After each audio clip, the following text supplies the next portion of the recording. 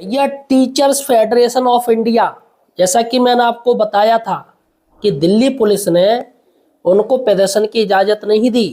Delhi police ने, वहाँ की सरकार ने आरोप डाल दिया कि अगर रामलीला मैदान में टीचर्स इकट्ठे होंगे तो लॉ एंड ऑर्डर में प्रॉब्लम आ सकती है, ट्रैफिक व्यवस्था चरमरा सकती है। बताइएगा दोस्तों, लॉ एंड ऑर्डर पे बात आ गई। मतलब टीचर क्या अराजकता है, वहाँ आके दंगा फैलाएंगे जो लॉ एंड ऑर्डर की बात हो रही है। बताइए यार, दिल्ली पुलिस मतलब कितनी कमजोर है पुलिस। मैं तो यार ना, दिल्ली पुलिस काफी अच्छी पुलिस है भैया, सब कुछ संभाल लेगी, लेकिन दिल्ली पुलिस ने दोस्तों पल्ला झाड़ लिया कि भैया हम आपको परमिशन नहीं देंगे। तो ये बताइएगा, दिल्ली पुलिस की हकीकत ये है कि दिल्ली पुलिस बिल्कुल डाउन हो गई। मतलब उसमें हिम्मत ही नहीं है कुछ भी सामना करने की। इसलिए ये दिल्ली में बम ब्लास्ट हो गया, क्योंकि दिल्ली पुलिस की कार्यशैली मुझे समझ में नहीं आई, इतना इंटेलिजेंस कैसे फेल हो गया। तो यहाँ पर दोस्तों दिल्ली पुलिस ने टीचर से डर गई और धरना प्रदर्शन करने से इनकार करवा दिया। लेकिन दोस्तों TFI, teacher federation of India की तरफ से एक स्टेटमेंट जारी किया गया है कि जो 5 दिसंबर को धरना होना है, अब उसका क्या होगा और टीचर्स क्या करेंगे। क्योंकि टीएफआई में कुल 22 राज्य के संगठन जुड़े पड़े हैं। 22 राज्य, काफ़ी राज्य हैं दोस्तों, 22 राज्य काफ़ी ज़्यादा हो गए। और सभी इनकी संख्या इस बार, अगर मैं बात करूं जंतर मंतर पर जो धरना हुआ था 24 तारीख को, 25 तारीख को जो जंतर मंतर पर धरना हुआ था, उससे ज़्यादा इसमें दोस्तों 5 दिसंबर को टीचर आने वाले थे। क्योंकि जंतर मंतर वाले भी आते और टीएफआई के जो संगठन है उससे जुड़े हुए सारे टीचर्स भी इकट्ठे होते। तो आखिर टीएफआई की तरफ से क्या स्टेटमेंट जारी किया गया है, आज हम इस वीडियो में चर्चा करने जा रहे हैं। अतः दोस्तों, सही और सटीक जानकारी के लिए, जी हाँ, आप हमारे चैनल एम्प्लॉयड हेल्पर को यार सब्सक्राइब जरूर कीजिए। काफ़ी टीचर्स मुझे गालियाँ भी देते हैं कि भैया आप क्यों पुराने टीचर का सपोर्ट कर रहे हो, अरे उनको टेट देने दीजिए, अरे आप क्यों सपोर्ट कर रहे हो, टेट देने दीजिए। तो उनमें अपने प्यारे भाइयों को बताना चाहता हूँ जो टेट पास हैं और जो ये समर्थन कर रहे हैं कि पुराने टीचर्स को टेट देना चाहिए, मैं सीधा सा उनको एक बात बता देना चाहता हूँ। देखिएगा, मैं किसी का समर्थन नहीं करता हूँ, मैं सभी के हक की बात करता हूँ। अगर आप नए टीचर्स हो, कभी सुप्रीम कोर्ट ने फ्यूचर में क्या होगा कोई नहीं जानता है। जिस तरीके से शिक्षा मित्र भाइयों के साथ गलत हुआ था, तब सभी ने उनका साथ नहीं दिया, हंसी उड़ाई और सभी ने उनको सलाह दी टेट कर लो, क्या दिक्कत है। आज वही अर्ज इन पुराने टीचर्स के साथ हो गया है। पुराने टीचर्स से भी सरकार ने कह दी कि हाँ भैया, आपको टेट देने में क्या दिक्कत, टेट कीजिएगा।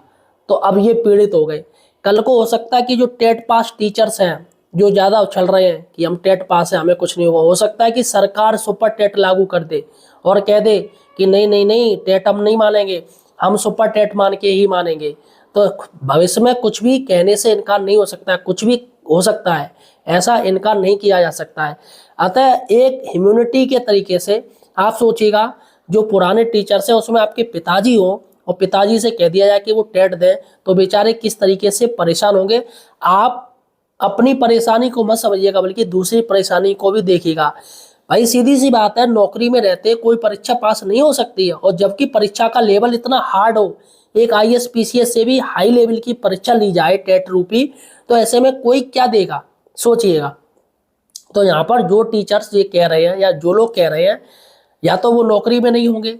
अगर वो नौकरी में है तो मुझे लग रहा है कि वह एक संवेदना उनकी मर चुकी है।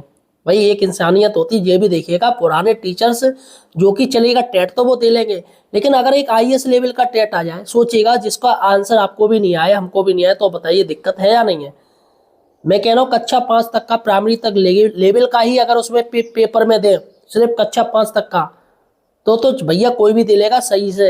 लेकिन अगर पता चले कि वो इंटर लेवल आ रहा है या बीएससी या मास्टर लेवल का टेट आ रहा है, तो ऐसे में दोस्तों आप भी नहीं दे पाओगे, आपको भी दिक्कत आ जाएगी। मानता हूँ कि आप होशियार हो, लेकिन हर सब्जेक्ट में आप होशियार नहीं हो सकते हो। तो यहाँ पर पुराने टीचर्स के साथ ये प्रॉब्लम है। और पुराने टीचर्स, मैं तो ये कहूँगा कि उन पर टेट लागू नहीं होना चाहिए, क्योंकि उस समय जो नियुक्ति हुई थी वो नियुक्ति इसी शर्त पे हुई थी। उस समय क्या क्राइटेरिया था, क्या क्या एलिजिबिलिटी थी, उस शर्त को, उस नौकरी की शर्त को उन टीचर्स ने उस समय पूरा किया था, तभी तो उनको नौकरी मिली है। आज के समय किसी को नौकरी मिल जाए भैया तो बहुत बड़ी बात है, भगवान का आशीर्वाद हो जाता है, गॉड गिफ्टेड हो जाती कि भैया नौकरी मिल गई, सरकारी नौकरी मिल गई। आज के समय में गॉड गिफ्टेड नौकरी है। तो ऐसे में उस समय उनका जो क्राइटेरिया था उस समय दोस्तों क्या होता था कि इंटर पास को फौरन पकड़ के नौकरी दे दी जाती थी कि भैया चलो तुम इंटर पास हो गए। उस समय सरकार को जरूरत थी, अब सरकार की जरूरत पूरी हो गई तो उनको लात मार के निकाल दो। भैया ये कहाँ का न्याय है, ये कहाँ का न्याय है। उस समय उन पुराने टीचर्स ने भारत की अर्थव्यवस्था को संभाला। अब ये थोड़ी है कि आपने माँ बाप ने आपको पाला और बाद में जब आपका काम निकल जाए, आप कुछ सरकारी या उच्च पद पे पहुंच जाए तो लात मार के निकाल दो, ये तो गलत है ना।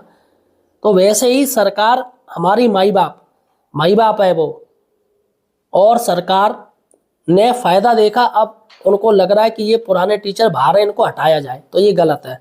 तो यहाँ पर संशोधन करना चाहिए था, जो 2017 में संशोधन किया आरटी में, तो यहाँ पर बता के करना चाहिए था, चुपचाप क्यों कर दिया। ये तो वही हो गया कि माँ बाप अपने बच्चे को पाला, उसके लिए बहुत कुछ किया और बच्चे ने चुपचाप धोखे से सारी प्रॉपर्टी अपने नाम करवा ली, ये गलत है। तो यहाँ पर उन में नए टीचर्स या जो भी हैं जो कमेंट करते हैं पुराने टीचर्स को लेके, नहीं टेट कर लें, क्या दिक्कत है। तो मैं सबसे कहना चाहूँगा, आज आपके साथ ये हो रहा है, कल आपके साथ भी हो सकता है ना।